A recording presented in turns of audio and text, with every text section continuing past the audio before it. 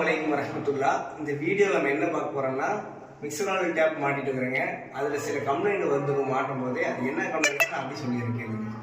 இவ்வளோ பெரிய காடி டைல்ஸ் நம்ம எடுக்கக்கூடாதுங்க. டேப்புக்கு ஏற்ற மாதிரி சிறுசா அரேஞ்சு இருக்கணும். ஆனால் நிறைய பேர் பார்த்தீங்கன்னா டைல்ஸில் பெரிய கட்டிங் போட்டுருந்தீங்க.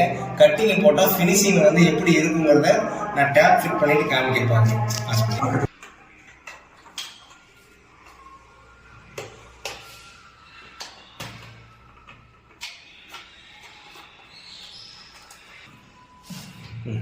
இப்படி தாங்க ஃபினிஷிங்கில் வரும்.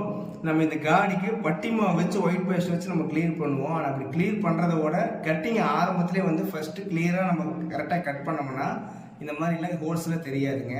இது ஹோல்ஸ் தெரிஞ்சு இப்போ ஒயிட் டைல்ஸுனாலும் பட்டிமா வச்சா தெரியாது. பிளாக் டைல்ஸ் அப்படியே அந்த பட்டிமா வச்சா தெரியுங்க. அதனால் வேலை செய்யும்போது என்றைக்குமே அந்த மிக்சர் ஆயில் ஃபிட்டிங் மாட்டும்போது கட்டிங் கரெக்டாக போட்டுட்டோம்னா வேலை தெளிவாக இருக்குது.